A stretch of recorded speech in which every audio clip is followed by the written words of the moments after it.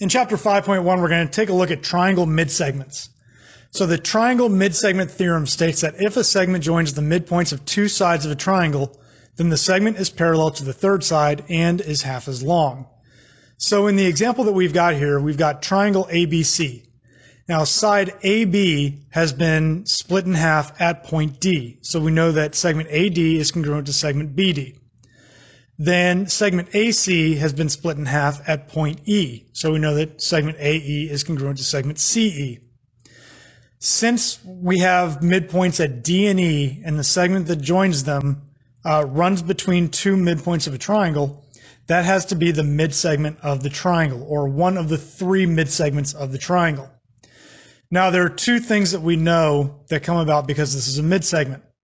First is that segment DE is half the length of the third side, which is segment BC. Now, one of the ways that you can remember this is that anytime that we're dealing with midsegments, whether it's in a triangle or whether it's in an isosceles trapezoid, what you can do is you can average out the lengths of basically the point or the sides that it runs parallel to. And in this case, since we're talking about a triangle and we're looking at point A has zero distance or zero length. BC, let's say it was 10, then we would go 0 plus 10 is 10, divided by 2 is 5, so DE would be 5. So that's one of the rules that we're going to look at for triangle midsegments. The other part of this is that since DE is a midsegment, it's parallel to the third side as well. So we automatically know that segment DE is parallel to segment BC.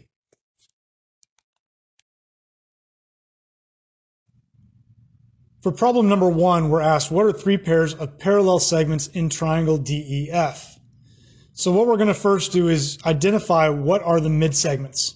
Now the midsegments are segment RS, segment RT, and segment ST. So if we look at segment RT, we can see that it's running again between R and T. We know that it's a midsegment because segment DR is congruent to segment RE and segment DT is congruent to segment TF. Since segment RT is a midsegment, that means that it has to be parallel to the third side being segment EF. So we know that segment EF is parallel to segment RT. Now let's look at segment ST. Segment ST joins the midpoints S and T because we know that segment FS is congruent to segment SE and segment FT is congruent to segment TD. Since TS is a midsegment, then that means that it's parallel to its third side, which is segment DE. So we can say that segment ED is parallel to segment ST. Then if we look at segment RS, we know that again is a midsegment and it's parallel to the third side, which is segment DF. So we can say that segment DF is parallel to segment RS. Now the other thing that we could do here is we could split DF in half and say that segment DT is congruent to segment RS. I generally tend to prefer using the entire segment, but segment DT is parallel to segment RS would be a correct solution as well.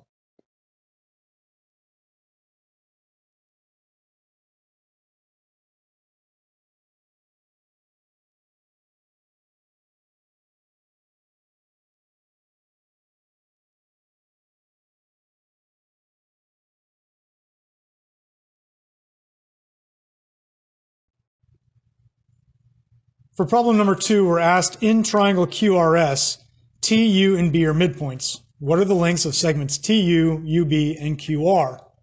So we're given three measures here. We've got that segment TB is 30 units, segment SR is 40 units, and segment QS is 50 units. What that tells us is that segment QT is 25, segment TS is 25, segment SB is 20, segment BR is 20, and then once we know that segment TB is 30, then we know that segment QR is double that, so it's going to be 60. So we can then begin to figure out what are the lengths of each of these individual segments. So let's look at segment TU first. Segment TU is the midsegment for side SR, or the third side is segment SR. So since segment SR is 40, we can cut that in half, and that's 20. So we know that segment TU is 20. Then if we look at UB, UB is a midsegment, and the third side is segment QS.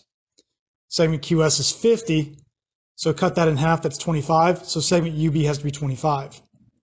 Then we're finally looking at segment QR. QR is going to be twice as much as segment TB, so 30 times 2 is 60, and those will be your solutions there.